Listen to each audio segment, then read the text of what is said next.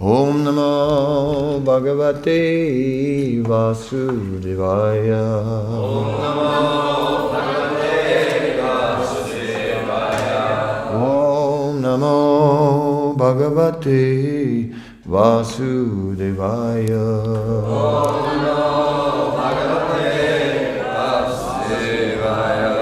Om Namo Bhagavate Vasudevaya. Om Namo Bhagavate Vasudevaya. Om Namo Bhagavate Vasudevaya.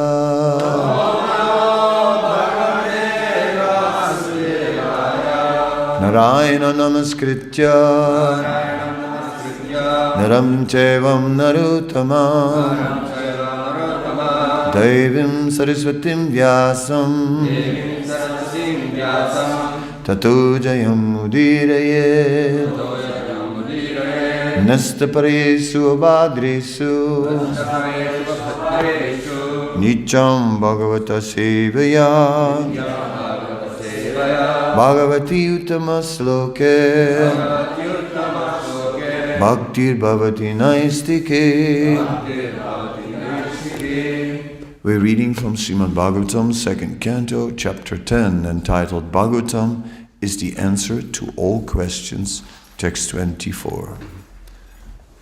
Astururu hatustasya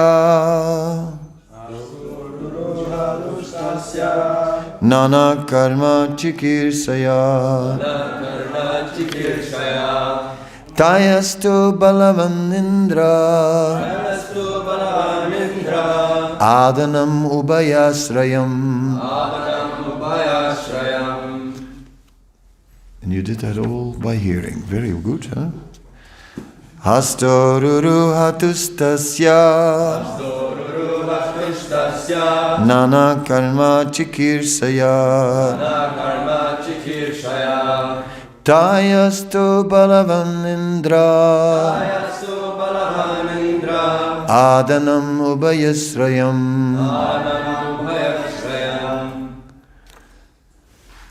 Hasto, the hands. Ruru hatu, manifested. Tasya, his.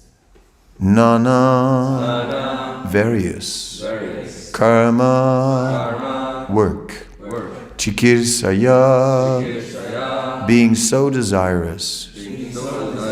Tayo, of them. To, however. Balavan, to give strength. Indra, the demigod in heaven. Adanam, activities of the hand.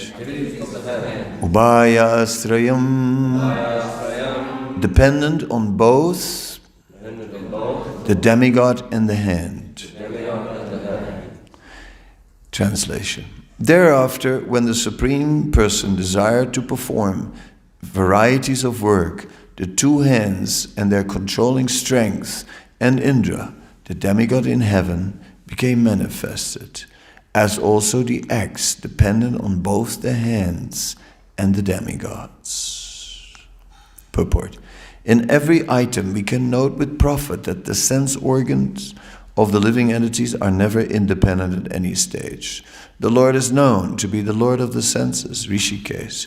Thus, the sense organs of the living entities are manifested by the will of the Lord, and each organ is controlled by a certain type of demigod. No one therefore can claim any proprietorship of the senses. The living entities is controlled by the senses. The senses are controlled by the demigods, and the demigods are the servants of the Supreme Lord. That is the arrangement in the system of creation. The whole thing is controlled ultimately by the Supreme Lord, and there's no independence either of the material nature or of the living entity.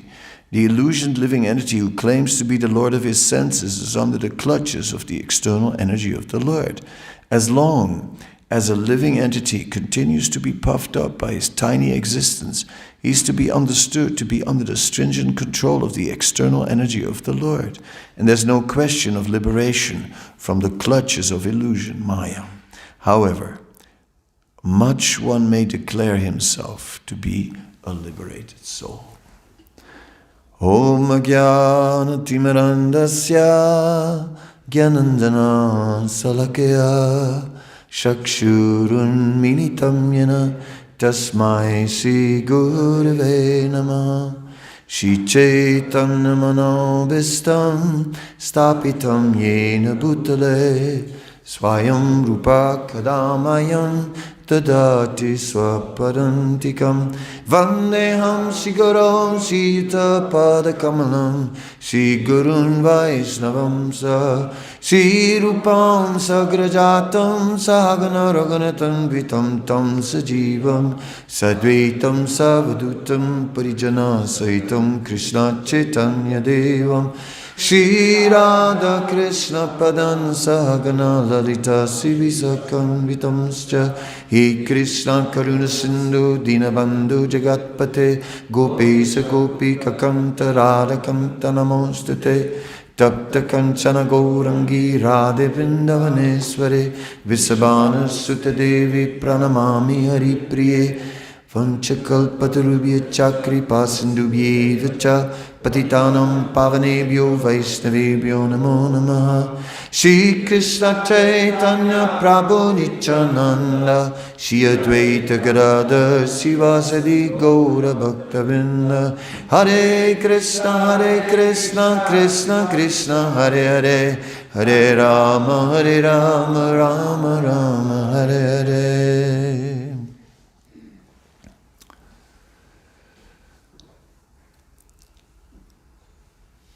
In the Brahma Samhita, we hear Isvara Parama Krishna Satsit Ananda Vigraha Anadir Adir Govinda Sarva Karana Karanam. That Krishna is the original cause of everything. Everything has its origin in him, and in that sense, everything depends on Krishna. Srimad Bhagavatam is establishing that point also, that Krishna is the original cause, the cause of all causes.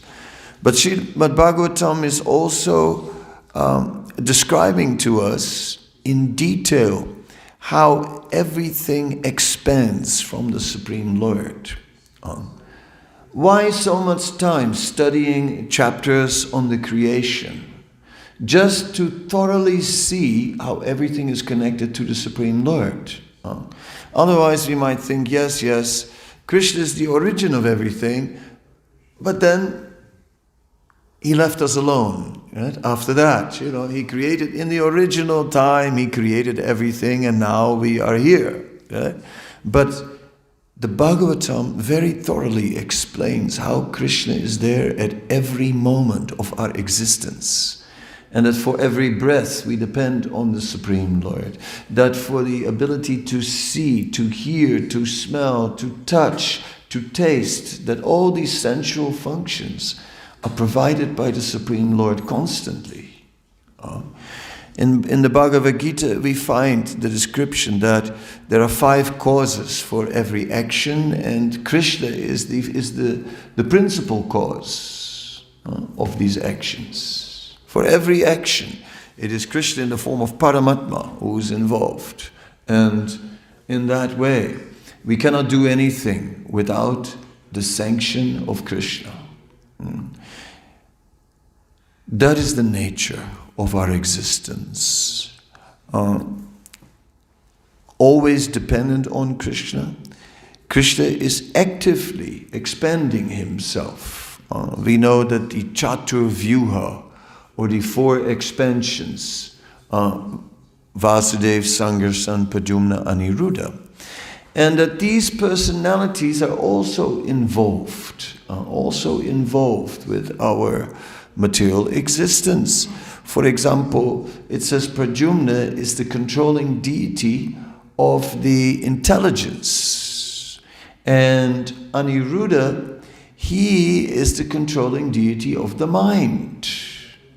So, without them sanctioning, mind doesn't work. Without them sanctioning, no intelligence Therefore, dadami buddhi yogam tam. Therefore, intelligence is not something you are born with and you are stuck with and you have to do it with what you got. Too bad. Right? No. Dadami buddhi yogam tam. Krishna gives us intelligence by which we can come to Him. That is the point. Krishna gives us knowledge. Krishna gives us that intelligence and that understanding. So Bhagavatam is so thoroughly making us see the absolute truth. In the Bhagavatam, it is said, the sadhu is described as sadhava, and it says one who is thoroughly honest. Thoroughly, that word Torah, in German gründlich. That has to be very thorough.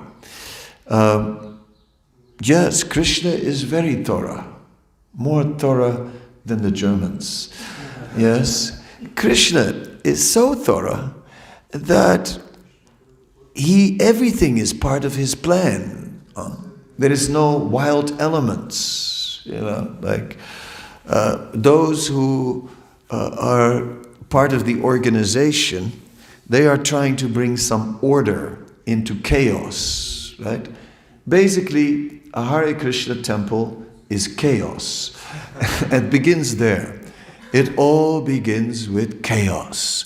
And then someone is trying to bring order in there, and they put signs, save Krishna's energy next to the tap or next to the light switch. They put, close the door, signs, so many signs, and there are certain standards, okay, things are announced, these are the times of the artists, this is the schedule, okay. So they think, yes, the schedule, and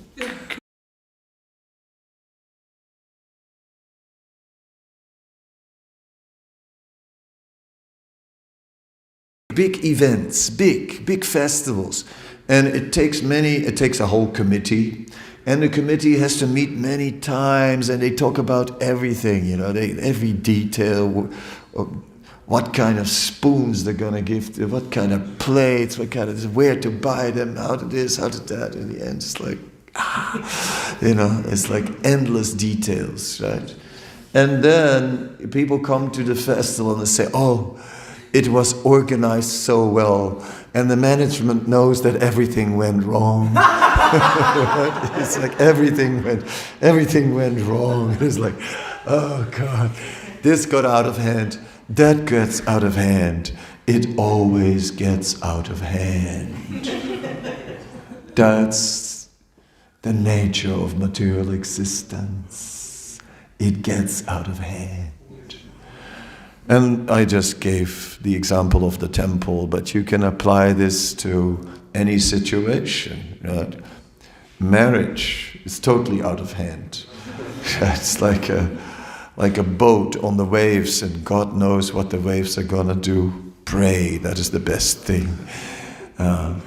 Yes, so like this, our sense of thoroughly focusing on the absolute truth. This is a sadhu. A sadhu is very thorough. Very thorough. He's always in every detail seeing Krishna. Every moment. Everywhere. He sees the connection with Krishna. That is going on. And in this way, his vision is crystal clear. In this way, his vision just cuts through all the Maya. Because he immediately sees the connection with Krishna. That is the essence. Everything has its Hari Sambandha Vastu.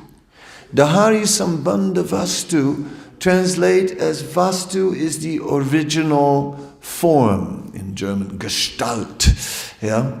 It is the Vastu, the original form in which something is manifest. Hari Sambandha. And we see that in connection with Hari, with the Supreme Lord. Sambandha connection, Hari, the Supreme Lord. So if we see everything in connection with the Supreme Lord, it falls into perspective immediately. Immediately we understand the value of something. Immediately we see the benefit of something. And because we never see the object in itself. But if one just sees a material object in itself and say, whoa, that looks good. Whoa, that looks bad. That looks kind of okay. And categorizing, then the material energy makes us forget Krishna. Everyone is always calculating. Everyone's calculating. One interesting thing is that when people go to a Bhagavatam lecture every day, then they have their spot in the temple room. Everyone sits on his spot, right? That's where you sit, your spot. And when someone else is sitting on your spot, you're looking, in your mind you go, what's he doing on my spot? Right? Disturbing, right? Everything like this, this sense of proprietorship automatically comes, right? We want to create our habits. That's why people want to have their own flat. My flat, mine. It's mine. Here I do what I want, and no one will interfere. Whereas an ashram is just the opposite, right? It's like all these people are just coexisting, and their lives are crossing, and it's like this one hangs something where someone else doesn't want things to be hung, and this one parks his shoes where, and so on. So in this way, we are living in the world. Everyone is looking for an area which they can bring under their control. Right? That's like, it's not that there are some people are controllers and others are not controllers. Everyone is a controller. Everyone has his area that is under their control, and they want it in their particular way. And that is how it is. Because it's familiar. It is familiar. Somehow or other, what we are familiar with, we are comfortable with. One time when I was president in Vrindavan, I had one secretary from Italy, a boy from Italy. So that was my secretary, and he at one point he got jaundice. He turned all yellow, etc. So then he read an Italian book, right? And you know what the cure is for jaundice according to the Italian book? Olive oil. Of course. Of course. It has to be olive oil. Because it is an Italian book, And he says, this is amazing. This is amazing. I never knew, that olive oil is such a powerful cure.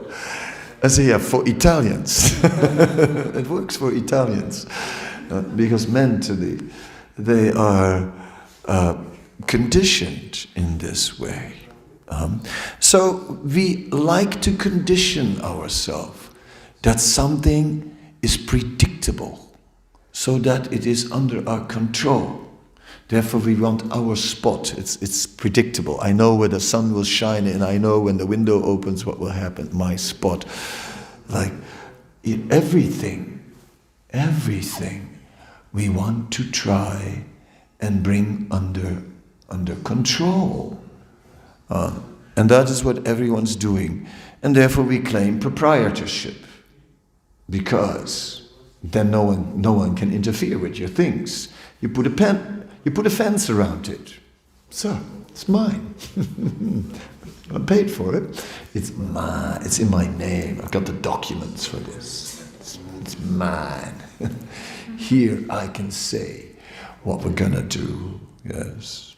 That's illusion. That is all false. And that is our false identification. So it is so thorough, so deep, our false identification, our false sense of being Isvara, of being the controller. And that one has to understand that, I'm only controlling as much as Krishna allows me to. We may think we have some talent, right? Whatever it is, and we start to rely on it. No, I know how to do this. But Krishna can just take it away. Suddenly it's gone. That gift is gone. And sometimes Krishna does. In one phase of our life, we had a certain skill, and then we lose it. We lose it. Because everything is a gift from Krishna. Also, appreciating that everything is a gift from Krishna, we also can develop a sense of gratitude. That is also there.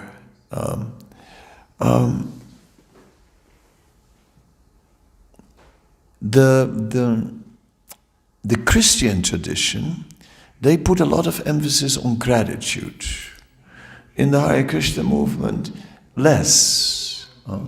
But gratitude is something that's also useful for us, to be grateful for what we got. Say, but phew. And then there was karma, and karma. Due to karma, right, I got stuck. Yeah, well, I did. Karma. Yeah, I don't talk about it in public, but between us, you know. I know that you know, because I know that you also are stuck in your karma. That's why we have this unspoken connection. We're both stuck in our karma. Yeah? So who's not stuck in his karma? Yeah. Some people, of course, they try and respond positive to whatever it is. One lady lost her half the legs, and then she got these false legs, right? And they're high tech these days, right? So people walk on them and this and that. And then she got a whole range, she got like different sizes. Right? She got a whole range of sizes. So one day she was like 185, another day she was like 170, she's like different heights, right? And she go to a different party with a different height, just like that. Try to make something of it, an advantage, see, I'm special. Sometimes I'm tall, sometimes I'm short. Try to make the best of it. Try and turn it to our favor. But karma is there, right? It doesn't, you can try and make it favorable, but this karma is there. And it is actually a pain. Yes, it is. Always that karma following us. Of course, the purpose is that we just develop our detachment from the material energy and just leave it up to Krishna. just don't worry so much about trying to make this material world a perfect fit. Somehow or other, I'm trying to find a place where I'm at home, where everything fits perfectly for me. That's what I'm looking for. Where I fit in, right? Even in the Hare Krishna movement, I'm trying to find a service where I fit in. I'm trying to find a temple where I can relate to. I'm trying to associate with devotees who are like-minded, right? On the same wavelength. It's all the same thing, trying to control the situation and trying to create a material situation which is just a perfect match. But the whole material world in itself is not a perfect match. It's like in one lecture, Srila Prabhupada speaks about anarthas. Anartha means unwanted things, right, in this world. Sometimes he says unwanted stumbling blocks. Artha means benefit, things that are not giving us benefit. So, trouble, anartha. And we try to get rid of it, as much as we can. Right? And then Prabhupada at one point says, the whole material world is an anartha. And he just put a cross through the whole material world.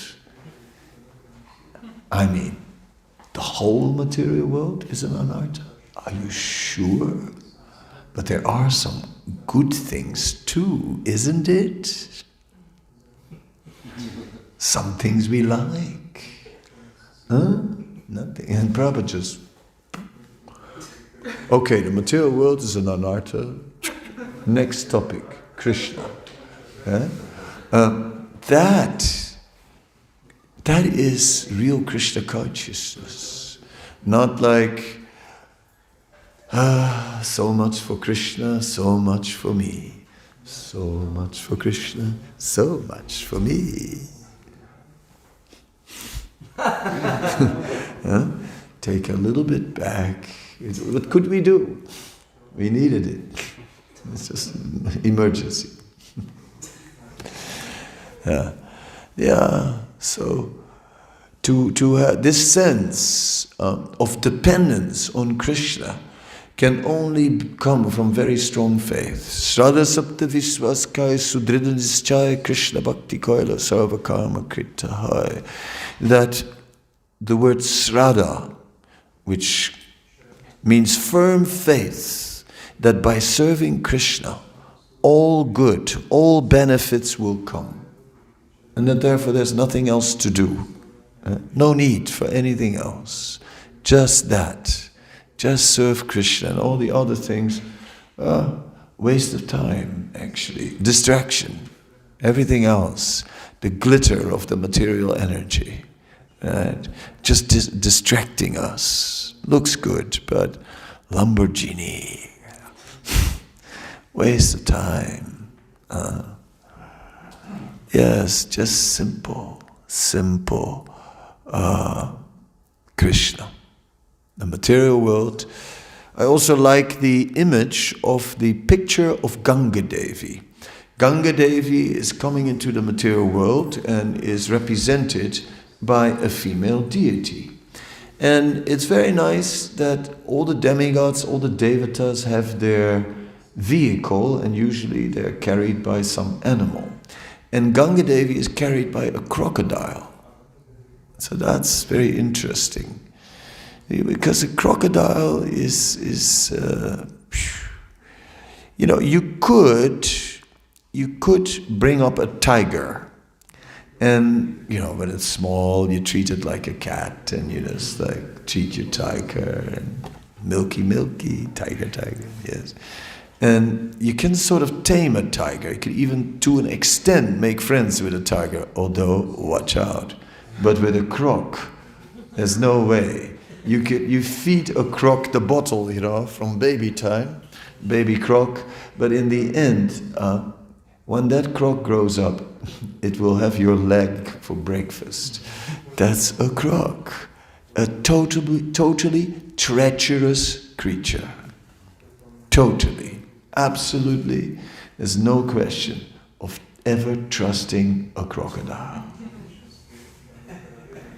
Now it's very interesting that the material energy is depicted like a crocodile. And Ganga is coming in the material world into the domain of Maya, who is then represented by a crocodile.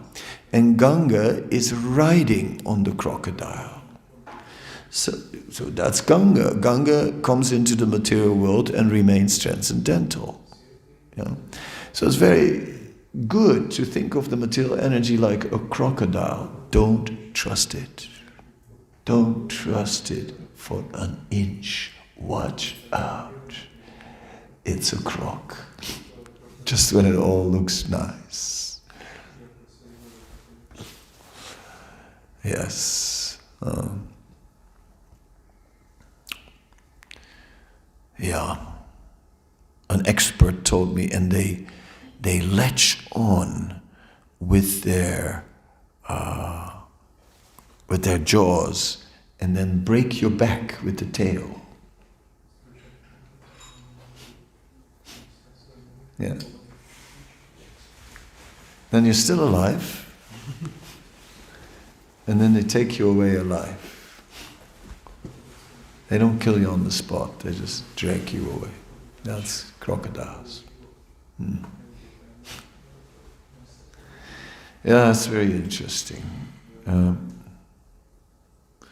So the material energy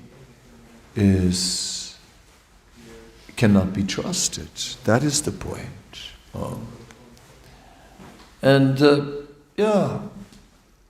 Like sometimes you think like, well, just watch a movie. It's just a movie. So yeah, but there are some scenes in that movie that are not exactly Krishna conscious. There are some scenes of inappropriate interaction between opposite sex and all these things. And what about that? Oh, it doesn't affect me. And it doesn't affect me, actually. I'm not attached to these things. I'm watching it, and it's not affecting my Krishna consciousness. No, maybe it is different. There's a story which I read years ago and which I thought was significant for me. And the story was this. It was about Gandhi's movement. And that Gandhi, he was recommending celibacy for his leaders. And they were a political movement, and they were trying to reform the local politics. So what happened was that so Gandhi was celibate, and his immediate leaders, they were also celibate. So one of these leaders was married but celibate, and they knew that Gandhi's movement was all based on mental strength, right? Because they didn't have political power, they didn't have an army, they didn't have money, but they had this determination to tolerate and to, even when violence was there, to respond with non-violence. Right? That was their thing. The British would come with sticks and beat everyone, but they would just, beat, we will not fight. That was their approach. Meanwhile, strikes and resistance, but no violence. Yeah, and they were so strong. And these leaders, they would just go up front and be beaten. They were really leading from the front. So the political enemy thought, if somehow or other we can break this celibacy, then they will lose their focus. They will lose that incredible determination that they have. Therefore, they arranged for some prostitute to go and work in his office as a secretary. And one day she came to take some notes. opened up everything and taking the notes, and gave him a full darshan, and he was looking like, and she managed to agitate his mind, but nothing happened. At least not with that prostitute. He didn't fall down with that prostitute. Said, but later, for the first time in 20 years, that night, he went to the bedroom of his wife. So when I read that story, it struck me because I thought, this is very interesting. He was exposed to illicit sex in one situation, and he didn't fall down to illicit sex in that situation. But he picked up a seed in that situation, which fructified later in another situation. So that is interesting, that we can pick up seeds in this world. And we pick up so many seeds. So Maya doesn't, no, you know, I'm fixed in my Krishna consciousness. It doesn't affect me. You know, I've been around, you know. I mean, like, you know, I've been around. I've been around for ages, actually. I mean, when did I join? What was it again? A long time ago. I've been around, you know. Yeah, you know. Yeah. No, it's okay. I'm living with the regs, you know, with the 4 regs. It's all right. It's a way of life. I've got used to it. It's not like such a big deal, you know. I'm okay with it. I'm okay. It's normal. Yeah. But the seeds are still there. We can pick up seeds. Therefore, one should not trust the material energy. Because suddenly we'll pick up these seeds from different things, doesn't affect me, later will fructify into a monster of material desire, and suddenly all breaks loose. Because can we really last a lifetime? Why aren't the temples filled with so many devotees? Right? In some temples there are more deities than devotees. Yes, so they say. So why aren't the temples so full? Well, obviously the mind wants a little more space, just to be a little more individual. Because temple life is sort of, in Spanish they would say cuadrado. It's a little bit like that, you know, boxed in, right? A little freedom. Yeah. Yeah. Think about it. Just a little. Yeah, but then there is all opportunity to become captured by Maya. All opportunity, in subtle ways. Not immediately in the gross way, subtle ways, just undermining the spiritual strength. Not immediately making you fall down, just sort of little by little, grinding at the roots of our spiritual strength. Have a phone. It's smart. Oh my God. That's an important message. Maybe I should just read it. Can you hold on for a minute? Oh dear. Oh my God. Oh dear. What was I talking about again? Gosh, what was that? Or you pick up the phone because you want to do something with it, and you forget. As soon as you got the thing in your hand, you read something else and you forgot why you picked up the phone. Does that happen to you also? Happens to me. And I go, this thing is dangerous, super dangerous. Yes, crocodile in the pocket. Yes.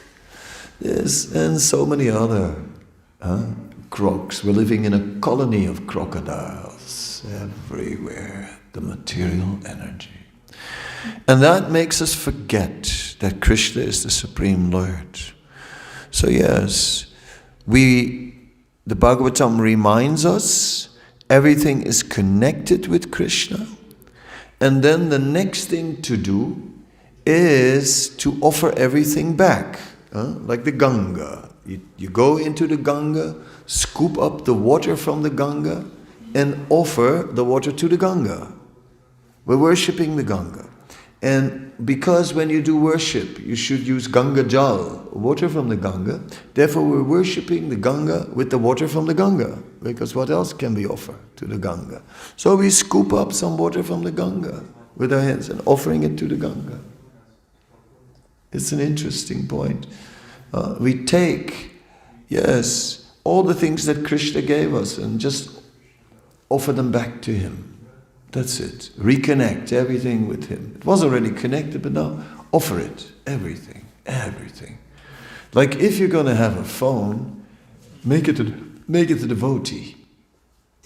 You know, make it a devotee. So put that phone full with Krishna consciousness. I mean, if we're going to spend time on it, we may as well don't forget to make the phone a devotee. Think about it. All the Krishna conscious apps, put them on there. Lectures, everything. We were just in many places, and we were in Split in the park, and Mahavishnu Maharaj came, and someone asked about the hat, right? And Maharaj and said, "What does it all mean?" And Maharaj gave a full explanation of his hat. He really got into it, showed that there's a changing bodies diorama on it. And then in it, there also is a speaker and there are lectures. There are Prabhupada lectures, he's got bhajans in there, he's got all kinds of things in the hat. Right? I mean, it's a preaching tool, actually, you can really see. A very unique, special preaching tool. Not that we all should get hats like that, but you know, some people have unique ways, and Maharaj is really such an amazing preacher, and he showed it, right? The whole world was in lockdown, and Maharaj just went on. He went to Mexico, he went to Congo. I mean, have you been in Congo? You might wind up in the soup, you know what I mean? It's a big pot, and you might be inside. Congo, there's machine guns everywhere. Congo, there's Ebola. If you thought that you're afraid of viruses, try Ebola, you know. And Maharaj just goes there and preaches. But anyway, yes, so let us somehow or other, yena tena prakarena mana Krishna nivesayat. Let us somehow or other, prakarena means somehow or other, fix the mind on Krishna. That means we thoroughly have to connect everything with Krishna. To be Krishna, this is not an artificial imposition on the mind. I have to be Krishna conscious. I have to be Krishna conscious. I have to be Krishna conscious. I have to be Krishna conscious. I have to be Krishna conscious. I have to be Krishna conscious. I'm not Krishna conscious. I have to be Krishna conscious. I have to be. Oh my God, I'm not Krishna conscious. I have to be Krishna conscious. I have to be Krishna. I'm not Krishna conscious. I can't do it. I have to be Krishna conscious. But I can't do it. I have to be Krishna conscious. No, but I'm trying. I'm trying so hard. But I'm not Krishna conscious. Oh God, I'm in Maya. I gotta be Krishna conscious. I gotta be. Krishna. I gotta be Krishna conscious.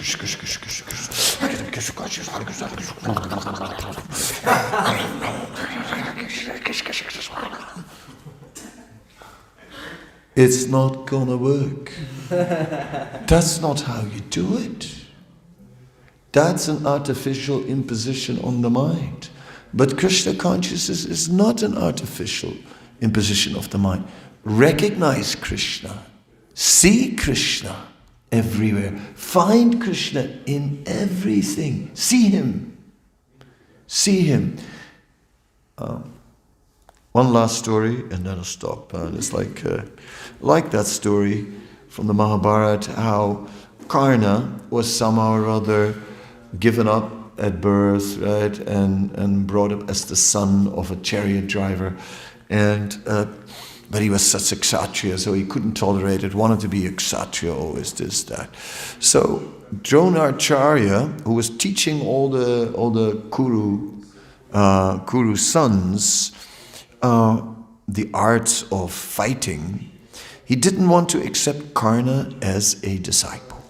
So Karna was extremely upset. But finally, he figured it out that Parasuram, the guru of Dronacharya, he was upset with the Kshatriyas. So he did not want to teach any Kshatriyas. But he had taught a Brahmana, Dronacharya. So everyone had told Karna he was not a Kshatriya. So he thought, okay, I'll go to Parasuram. So Parasuram says, so, what can I do for you? I want to learn the art of fighting. Parasuram said, oh, you want to learn the art of fighting, is it? Oh, are you a Kshatriya? And for the first time in his life, Karna was happy. Say, no, I'm not. Right? And so, Parasuram accepted him as a disciple.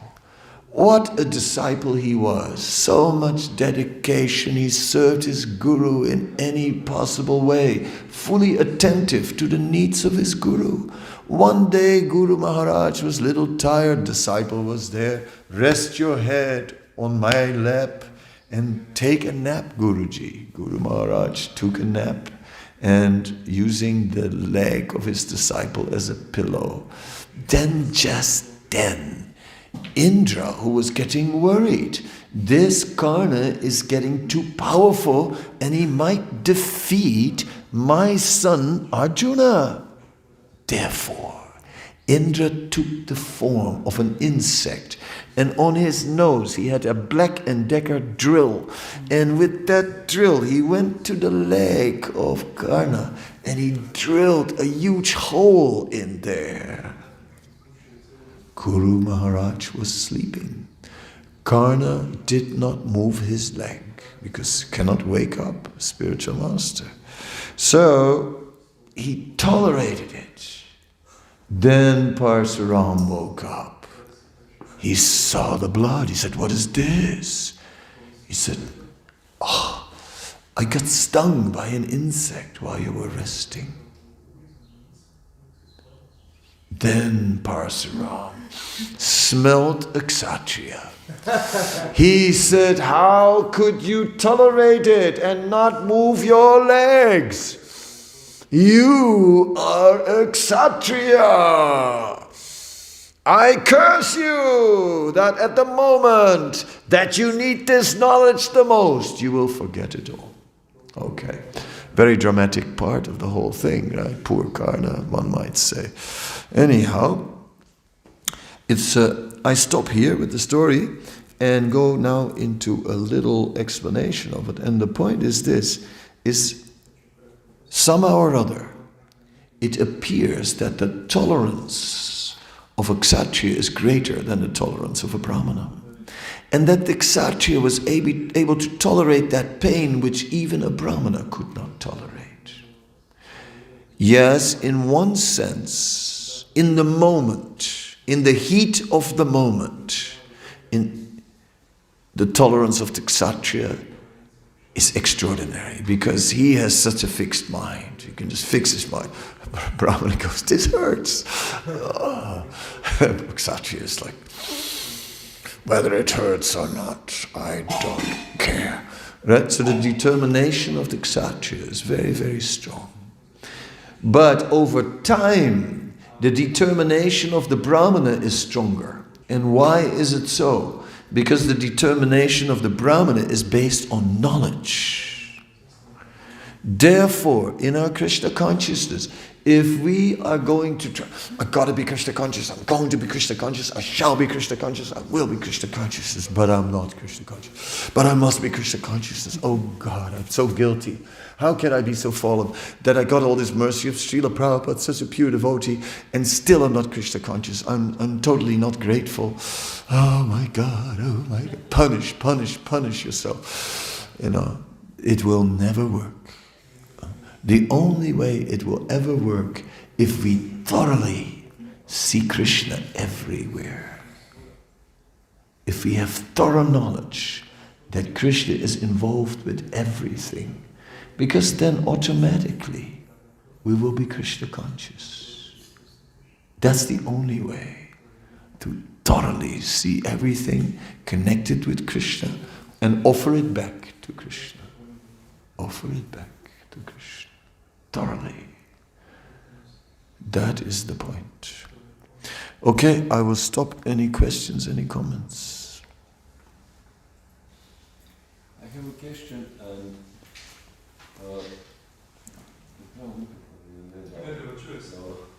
I have a question regarding a round table that I'm supposed to go tonight, and if you feel it relevant for the devotees, please answer. If not, then you can answer later in this 2 minutes time. The topic is sexuality and spirituality, and there will be 4 more speakers. And my question is, in such context where I am speaking among people who are not so spiritual, or some of them try to connect sexuality and spirituality and find peace with it. What should be the approach? How to present it in a way that give a straight message and at the same time do not become like, how you said, quadro or something. Yeah. Well, I would probably first explain the difference between body and soul, to make it very clear, and that sexuality is engaging the body, right? And one can. So sexuality is generally engaging with the body, the senses, and generally makes us more attached to the body. So that is the complication. So in spiritual life then, the thing is to direct the result of that sexuality towards a spiritual end. Some think that if you just do something ritualistic, you engage in sexuality in a ritualistic way, that's enough to spiritualize it.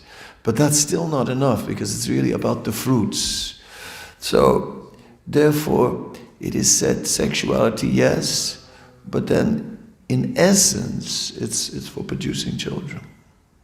And that's really the higher end of it. And the lower end of sex is the enjoyment, the sensual enjoyment. That is materially entangling. That makes us attached to the body. And then life after life, body after body. And a body is happiness and distress. It's not so good. But if sex is sex has the other side to it, the side of procreation. Yeah? So that's the philosophical part, right? Now, the way I usually say it in such circles, I say like, well, the world today is oversexed. Yeah? We're living in an oversexed world. Right? We're making too much of sex. We put it, sex is too much in the forefront of everything. Sex is obviously important. It obviously has a big part to play in everyone's life. But it's not the first priority in life. Or do you think that sex is the first priority in life? If sex is not the first priority in life, then what is the first priority in life? So when we get our but the world is oversexed. And sex is everywhere, in your face.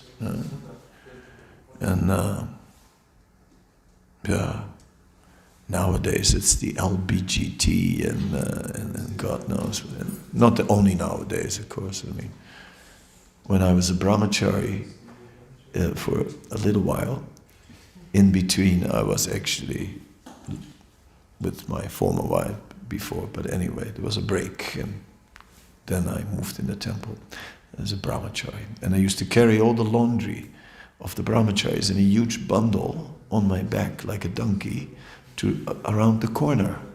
And then opposite of there was a society. And that was the Society for Sexual Reform.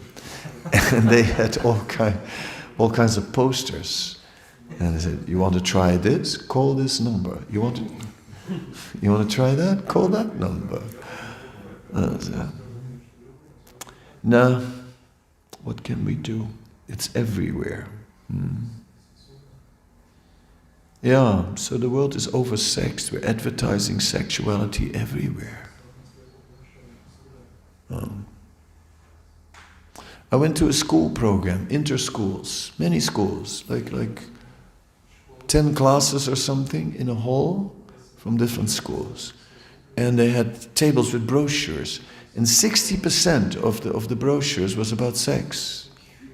And then there were other issues, drugs was there, but 60% was about sex and a lot about gay and this, that. You go, do you guys have an agenda or something,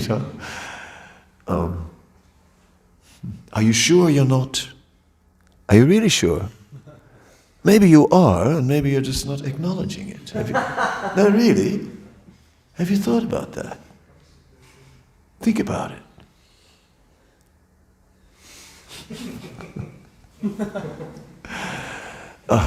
It's oversexed. That's where I would begin. It's an icebreaker. You need an icebreaker, oversexed, and then a little bit of philosophy, and then There are the speakers also, so Yeah. you will feel the time. Yeah. I was, one story I tell you then, I was in this university program in Africa, and at one point, all students, right? So this girl, she asked a question, and she says, I have 10 boyfriends, and I love them very much. She said, I really love them. She said, and what's the problem with that? What's your problem with that? So, it's challenging. And then all the students went, yeah, what is your hang-up with sex? Yeah? So then, I quickly prayed to Krishna. And Krishna inspired me. And I told him, I said to the lady, I said, look, yeah, you can have 10 boyfriends and you can enjoy, good for you, but there's something higher a woman can do than just enjoying with men, and that is having a child, because there you have to make a sacrifice, and in that you will grow, right? But if you have 10 boyfriends, right, then it gets really confusing for the child, because the child doesn't know anymore who the father is, right? It becomes very complicated. So why not just have one man and have 10 children if you want? That's what I told her. And in the end, she told someone else. He said some very wise things.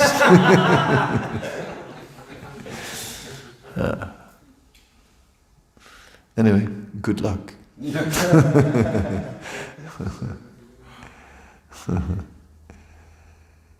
Anybody else? Okay, muchas gracias. Thank you very much. Hare Krishna, Srila Prabhupada ki jai.